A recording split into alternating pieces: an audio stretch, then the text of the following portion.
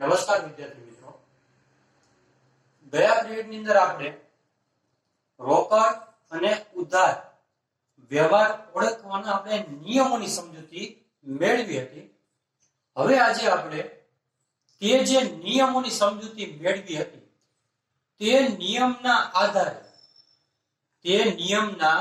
આધારે આપણે જે તે વ્યવહાર રોકડ છે કે ઉધાર, જે તે વ્યવહાર રોકડ છે કે ઉધાર તેની સમજૂતી આપણે મેળવીશું. તો સૌપ્રથમ પહેલો વ્યવહાર આપણને આપ્યો છે કે ₹5000 નો માલ રોકડેથી વેચ્યો. ₹5000 નો માલ રોકડેથી વેચ્યો. તો આ વ્યવહાર કેવો થશે, રોકડ કે ઉધાર? તો કેવો થશે? રોકડ. કારણ શું?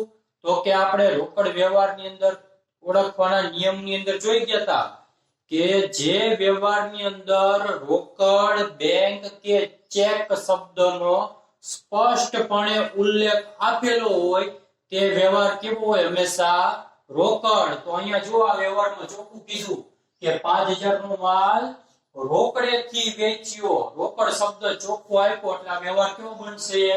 રોકડ. અને એનું કારણ શું આવશે? તો કે રોકડેથી માલ આપણે વેચો, માલ વેચવી એટલે રોકડ આપણને મળે, પૈસા મળે એટલે રોકડ આપણી વધે છે. બરોબર? આપણા ધંધાની રોકડમાં શું થશે? વધારો. બીજો વ્યવહાર આપ્યો ₹800 નો માલ ખરીદ્યો. હવે અહીંયા ખાસ ધ્યાન રાખવા વ્યવહારમાં ₹800 નો માલ ખરીદ્યો. અહીંયા તમને ક્યાંય રોકડ કે બેંક કે ચેક શબ્દનો ઉલ્લેખ નથી, કોઈ વ્યક્તિના નામનો ઉલ્લેખ, કોઈ જ ઉલ્લેખ નથી. ફક્ત એટલું કીધું ₹800 નો માલ ખરીદ્યો. તો આપણે એક નિયમ કીધો તો રોકડ વ્યવહાર ઓળખવાના નિયમની અંદર આપણે નિયમની વાત કરી હતી કે અમુક વ્યવહારની અંદર એવું આવશે કે જેની અંદર કોઈ જ ઉલ્લેખ નહીં હોય, નહીં વ્યક્તિના નામનો ઉલ્લેખ હોય કે નહીં રોકડ કે બેંક શબ્દનો ઉલ્લેખ હશે નહીં. તો તેવા વ્યવહારને પણ આપણે કેવો ગણવાનો? રોકડ વ્યવહાર. ખાસ યાદ રાખજો, અહીંયા નથી કોઈ નામનો ઉલ્લેખ, કોઈ રોકડ કે બેંક શબ્દોનો ઉલ્લેખ નથી. તો આવો વ્યવહાર હોય એને કેવો આપણે ગણી લેવાનો? રોકડ. અને માલ ખરીદ્યો, માલ ખરીદવી એટલે ધંધાની અંદર માલ આવશે પણ સામે રોકડ આપણે આપશું એટલે રોકડ જશે, રોકડ જશે એટલે રોકડ આપણા ધંધાની ઘટે છે. ત્યારબાદનો વ્યવહાર આપ્યો કે ₹900 નો માલ મીનાને વેચ્યો. હવે અહીંયા નિયમ તમે યાદ કરો. આપણે એક ઉધાર વ્યવહાર ઓળખવાના નિયમની અંદર એક નિયમ આપ્યો હતો કે જે વ્યવહારની અંદર ફક્ત એક જ નામનો ઉલ્લેખ હોય, જે વ્યવહારની અંદર ફક્ત એક જ નામનો ઉલ્લેખ હોય અને રોકડ કે બેંક શબ્દનો ઉલ્લેખ હોય નહીં, તો તેવા વ્યવહારને કેવો ગણવાનો? ઉધાર. અહીંયા જુઓ ફક્ત એક જ નામ છે, કોનું? મીના. મીના નામની એક જ વ્યક્તિના નામનો ઉલ્લેખ છે, રોકડ કે બેંક શબ્દનો કોઈ ઉલ્લેખ નથી. તો એનો અર્થ કેવો થઈ ગયો કે આ વ્યવહાર કેવો બનશે? ઉધાર. કેવો બનશે? ઉધાર. કારણ શું? રોકડ શબ્દ નથી અને એક જ નામ એટલે કે મીના.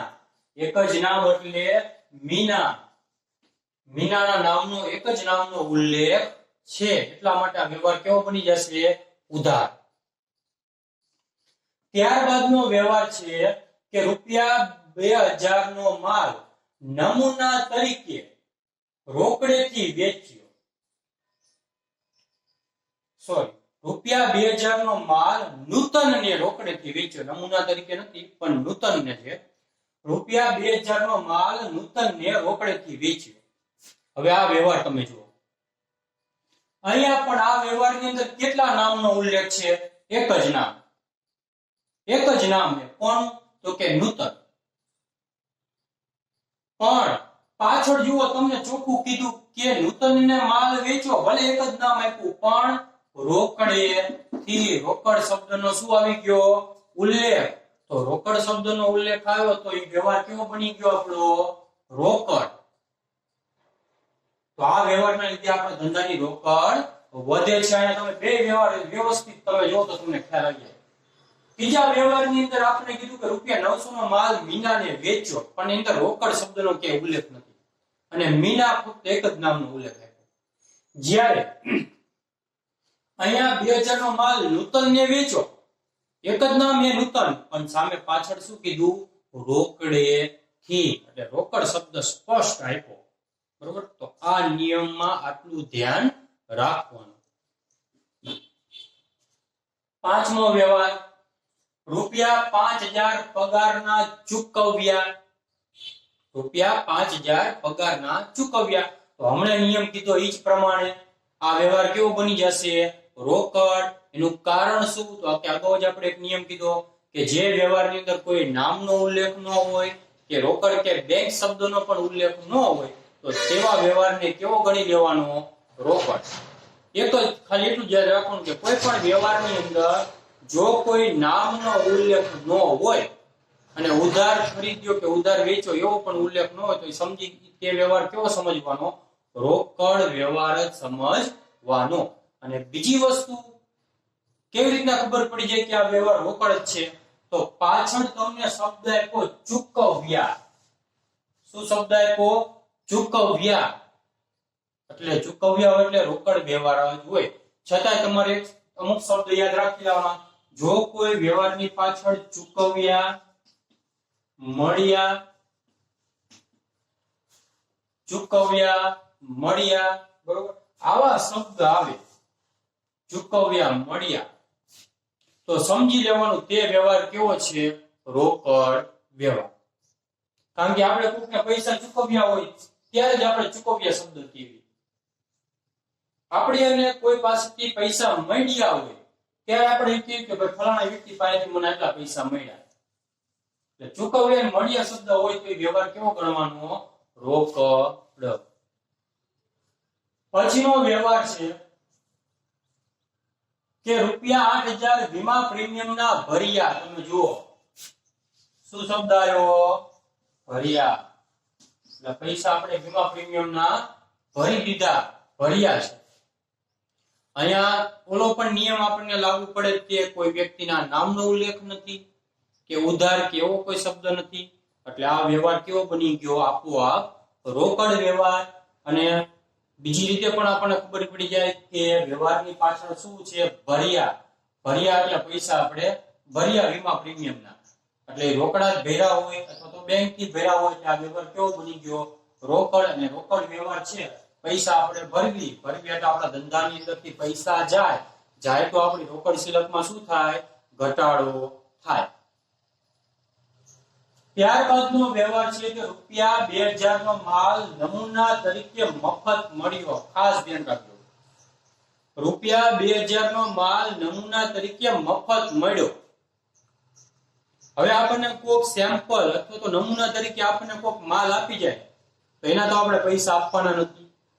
કે વ્યક્તિ આપણી પાસે પૈસા માંગવાનો નથી. આપણે નમૂના તરીકે મફત માલ મળ્યો એના પણ ભવિષ્યમાં આપણે એને પૈસા આપવાના નથી. તો એનો અર્થ એવો કે આ વ્યવહારની અંદર કે રોકડ કે બેંક સંકળાયેલી જ નથી, પૈસા સંકળાયેલા જ નથી. આ વ્યવહાર કરવાથી દેવાદાર કે લેણદારનો સંબંધ નથી ઉભો થવાનો. કારણ કે આપણી પાસે આપણે એની પાસે ઉધાર નથી ખરીદતા કે આપણને ઉધાર વેચતો નથી, એ તો નમૂના તરીકે આપે. તો આ વ્યવહારની અંદર નથી રોકડ કે બેંક શિલકને કોઈ અસર થતી કે નથી દેવાદાર અને લેણદારનો સંબંધ ઉભો થતો. તો આ વ્યવહાર આપોઆપ કેવો બની જશે બિન આર્થિક. કેવો બની જશે બિન આર્થિક. અને આપણે અગાઉ જ કીધું કે બિન આર્થિક વ્યવહારની હિસાબી ચોપડે કોઈ નોંધ થતી નથી. એટલે આપણે ધ્યાનમાં જ નહીં લેવાનો, આપણે વ્યવહાર ધ્યાનમાં લેવાનો નહીં, કારણ કે બિન આર્થિક વ્યવહાર છે. ત્યારબાદનો વ્યવહાર આપ્યો કે ₹5000 નું શ્રીજી ફર્નિચર માંથી ફર્નિચર ખરીદ્યું. ₹5000 નું શ્રીજી ફર્નિચર માંથી ફર્નિચર ખરીદ્યું. હવે અહીંયા ધ્યાન રાખજો, અહીંયા આપણને આ વ્યવહારની અંદર એક નામનો ઉલ્લેખ આપેલો છે. આ વ્યવહારમાં એક જ નામનો ઉલ્લેખ આપેલો. કયું નામ છે? તો અહીંયા જુઓ શ્રીજી ફર્નિચર ચોખ્ખું કીધું. શું નામ છે? શ્રીજી ફર્નિચર. આ જીવંત વ્યક્તિ નથી, પણ આ વ્યક્તિ કેવું છે? કૃત્રિમ વ્યક્તિ. આને કેવો વ્યક્તિ કહેવાય? કૃત્રિમ વ્યક્તિ. આને કોને માન્યતા આપી હોય વ્યક્તિ તરીકે? તો આને કાયદા દ્વારા માન્યતા મળી, એટલા માટે એ કેવો વ્યક્તિ બની ગયો? કૃત્રિમ. હવે કૃત્રિમ વ્યક્તિ હોય કે જીવંત, આપણે એની હારે કોઈ લેવા દેવા નહીં, પણ આપણા માટે તો એ વ્યક્તિ છે. અને કેટલા વ્યક્તિનો ઉલ્લેખ આપેલો છે આ વ્યવહારમાં? તો એક જ વ્યક્તિના નામનો ઉલ્લેખ આપ્યો છે. રોકડ કે બેંક શબ્દનો કોઈ ઉલ્લેખ નથી. તો એનો અર્થ સ્પષ્ટ થાય કે આ વ્યવહાર કેવો બની ગયો? ઉધાર વ્યવહાર. કેવો બની ગયો? ઉધાર. કારણ શું? તો કારણ હમણાં જ કીધું કે રોકડ શબ્દ નથી કે બેંક શબ્દ નથી, અને એક જ નામ શ્રીજી ફર્નિચર કૃત્રિમ વ્યક્તિનો ઉલ્લેખ થયેલો છે. ત્યારબાદનો વ્યવહાર કે રૂપિયા 3000 શાહ એજન્સીને જાહેરાતના ચૂકવ્યા. ચૂકવ્યા ખ્યાલ આવી જાય આપોઆપ કે ચૂકવ્યા શબ્દ આવ્યો એટલે આપણે પૈસા આપ્યા હશે, એટલે કેવો વ્યવહાર થઈ ગયો આપણો? રોકડ વ્યવહાર. કેવો વ્યવહાર થઈ ગયો આપણો? રોકડ વ્યવહાર. શાહ એજન્સી આ નામ જ છે, યાદ રાખજો. આ પણ શાહ એજન્સી રહી, કૃત્રિમ નામ છે, કાયદા દ્વારા માન્યતા મળેલું. કોઈ પણ સંસ્થા, કોઈ પણ દુકાનનું નામ હોય કૃત્રિમ નામ જ કહેવાય. કોઈ પણ કંપનીનું નામ હોય કૃત્રિમ નામ જ કહેવાય. બરોબર? કોઈ પણ ભાગીદારી પેઢીનું નામ પણ શું કહેવાય? કૃત્રિમ નામ જ કહેવાય. તો અહીંયા એક નામ આપેલું છે કૃત્રિમ, પણ પાછળ આપણને સ્પષ્ટ કહી દીધું. શું કીધું? કે ચૂકવ્યા. ચૂકવ્યા એટલે કેવો વ્યવહાર થઈ ગયો આપણો? રોકડ વ્યવહાર. અને આપણે પૈસા ચૂકવા એટલે આપણા ધંધામાંથી રોકડ જાય, અને રોકડ જાય એટલે આપણા ધંધાની રોકડ સિલક શું થાય? ઘટે. પૈસા આપણા ઘટે. ત્યારબાદનો વ્યવહાર છે કે રૂપિયા 3000 કમિશનના મળ્યા. મળ્યા શબ્દ ખબર પડી જાય. ચૂકવ્યા, મળ્યા એટલે વ્યવહાર કેવો થઈ ગયો? રોકડ. અહીંયા તમે જુઓ કે મળ્યા છે એટલે રોકડ વ્યવહાર, અને મળ્યા એટલે આપણા ધંધામાં પૈસા આયા, રોકડ આવી. રોકડ આવે એટલે ધંધાની રોકડ સિલકમાં શું થશે? વધારો. એટલે રોકડ વધે છે, રોકડ સિલક વધે છે. ત્યારબાદનો વ્યવહાર રૂપિયા 5000 નો માલ ચેક થી ખરીદ્યો, નાણાં ચેક થી ચૂકવ્યા. જો એ સ્પષ્ટ કીધું કાંઈ કે રૂપિયા 5000 નો માલ ખરીદ્યો અને નાણાં ક્યાંથી ચૂકવા? ચેક થી. તો હમણાં જ આપણે તો જ કીધું કે રોકડ હોય, બેંક હોય કે ચેક શબ્દ હોય, આ ત્રણેયનો અર્થ એક જ થાય. ત્રણમાંથી ગમે શબ્દ વાપરે એટલે આપણે કેવો વ્યવહાર ગણવાનો? રોકડ વ્યવહાર. તો આ વ્યવહાર કેવો થઈ ગયો? રોકડ. બરોબર. બીજી વસ્તુ, હવે આના લીધે અસર શું થશે? તો કે આપણી બેંક સિલક ઘટશે. રોકડ સિલક નહીં ઘટે, પણ આપણે જે બેંકમાં પૈસા છે એ ઘટશે. કારણ શું? તો કે આપણે 5000 નો માલ ખરીદ્યો અને આપણે ચેક લખી દીધો, એટલે ઓલો જે ચેક, જેને ચેક આપણે આપ્યો એ તો સીધો બેંકમાં જશે, એટલે બેંક વાળા એને પૈસા આપશે. આપણા ખાતામાંથી બેંક વાળા પૈસા આપી દેશે, એટલે આપણા ખાતામાં, આપણા ધંધાના ખાતાની જે બેંક સિલક હતી એટલી ઘટશે. ત્યારબાદનો વ્યવહાર છે રૂપિયા 6000 નો માલ વેચ્યો, નાણાં ચેક થી મળ્યા. જો ચેક થી નાણાં મળ્યા. હમણાં કીધું એમ જ કે રોકડ, બેંક કે ચેક, ત્રણ શબ્દ આવે એટલે વ્યવહાર કેવો બની જાય? રોકડ વ્યવહાર છે. તો આ વ્યવહાર પણ કેવો? રોકડ. કારણ શું? ચેક થી મળ્યા.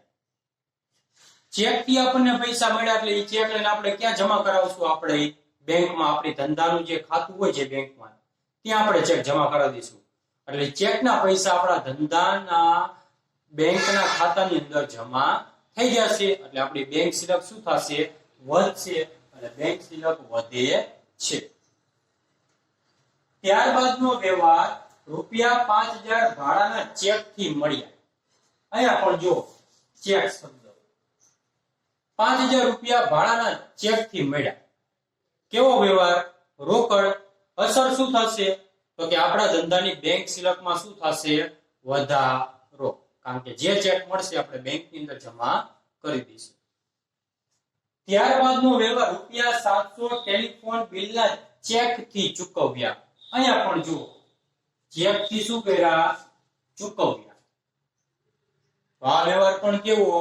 રોકડ, કારણ કે ચેક શબ્દ આવ્યો અને ચૂકવ્યા પણ શબ્દ આવ્યો, બંને રોકડ બતાવે છે. પૈસા બેંકની અંદર આપણે ટેલિફોન બિલના પૈસા આપણે આપવાના, એનો ચેક લખી દીધો એટલે એટલી આપણી બેંક સિલક શું થશે? ₹700 બેંક સિલક આપણા ધંધાની ઘટશે. ત્યારબાદ 15મો વ્યવહાર, લક્ષ્મીબેનને તેમના લેણા પેટે ₹3000 નો ચેક આપ્યો. અહીંયા ખાસ વ્યવહાર સમજજો, ખાસ વ્યવહાર. લક્ષ્મીબેન નામના કોઈ વ્યક્તિ છે, તેમના લેણા તેમના કીધું એટલે એ આપણી પાસે પૈસા માંગતા હતા, એમના લેણું હતું આપણી પાસે. કેટલા રૂપિયા? આપણા ધંધા પાસે માંગતા હતા ₹3000. તો લક્ષ્મીબેન આપણા લેણદાર હતા, તો એ લેણદાર લક્ષ્મીબેનને આપણે ₹3000 નો શું લખી આપ્યો? ચેક લખી આપ્યો. એટલે હવે લક્ષ્મીબેન ઈ ચેક લઈને બેંકમાં જશે, એમાં ₹3000 નો ચેક નો ₹3000 ઉપાડી અને પોતાનું લેણું વસૂલ કરી લેશે. તો આપણે તો ચેક થી પૈસા આપી દીધા એટલે આપણા માટે રોકડ વ્યવહાર થઈ ગયો અને આપણા ધંધાની બેંક સિલકમાં શું થશે? ઘટાડો થશે. ત્યારબાદનો છેલ્લો વ્યવહાર કે મહેશભાઈએ કરશનભાઈ પાસેથી ₹10,000 નો માલ ખરીદ્યો. ખાસ ધ્યાન રાખો. ચાલો, આ વ્યવહારની અંદર નથી રોકડ શબ્દનો ઉલ્લેખ, નથી બેંકનો, નથી તમને એવું કીધું કે આ વ્યવહાર શાખ ઉપરનો છે કે ઉધાર. તો નક્કી કેમ કરું કે આ વ્યવહાર કેવો છે? તો આપણે છેલ્લે નોંધ લખાઈ હતી, જો યાદ હોય તો, કે જો કોઈ વ્યવહારની અંદર બે નામનો ઉલ્લેખ હોય. કેટલા નામ? બે નામ. અહીંયા જો બે નામ છે, મહેશભાઈ અને કરશનભાઈ. તો જો કોઈ વ્યવહારની અંદર બે નામનો ઉલ્લેખ હોય તો તે વ્યવહાર કેવો ગણવો? રોકડ વ્યવહાર. તો આ વ્યવહાર કેવો થઈ જશે? રોકડ વ્યવહાર. કારણ શું? બે નામનો ઉલ્લેખ છે. તો આજે આપણે જે તે વ્યવહાર વિશે અમુક વ્યવહારના ઉદાહરણ લીધા અને તે વ્યવહાર રોકડ છે કે ઉધાર, અને રોકડ હોય તો એનું કારણ, ઉધાર હોય તો એનું કારણ, એના વિશે આપણે સમજીએ. હજી આવતા પિરિયડની અંદર હજી આપણે ઘણા બધા પિરિયડો છે, એની અંદર દાખલાની જ્યારે સમજૂતી મેળવશું ત્યારે બધું ભેગું આવશે, ત્યારે આપણે આ બધી ચર્ચા કરતા જ જશું કે જે તે વ્યવહાર આર્થિક છે કે બિન આર્થિક. આર્થિક હોય તો એ રોકડ છે કે ઉધાર, અને રોકડ છે કે ઉધાર તો એની અસર શું થાય, એ બધી સમજ આપણે મેળવતા જશું. હવે આ આટલા મુદ્દા ઉપરથી ટૂંકમાં હું તમને સાવ સરળ વાત કહું તો એટલી જ વાત છે કે જે વ્યવહારના કારણે આપણા ધંધાની રોકડ કે બેંક સિલક, જે વ્યવહારના કારણે આપણા ધંધાની રોકડ કે બેંક સિલક એની અંદર વધઘટ થતી હોય, કા વધતી હોય અથવા તો ઘટતી હોય, તો તેવા તમામ વ્યવહારને કેવા ગણવાના? રોકડ વ્યવહાર. ટૂંકમાં કોઈ પણ વ્યવહાર કરવી અને વ્યવહારના લીધે આપણા ધંધાની રોકડ કે બેંક સિલકની અસર થાય, એ વધે કે ઘટે, તો તમામ વ્યવહાર કેવા થઈ ગયા? રોકડ. અને જે વ્યવહાર કરવાથી દેવાદાર અને લેણદારનો સંબંધ ઉભો થાય તો તેવા વ્યવહાર તમામ કેવા ગણવાના? ઉધાર વ્યવહાર ગણવાના. તો આજ માટે આટલું. હવે પછીનું જે દાખલા આવશે અથવા તો જે સમજૂતી આપણે મેળવવાની થશે આવા વ્યવહારના આધારે, હવે પછીના પિરિયડની અંદર મેળવીશું.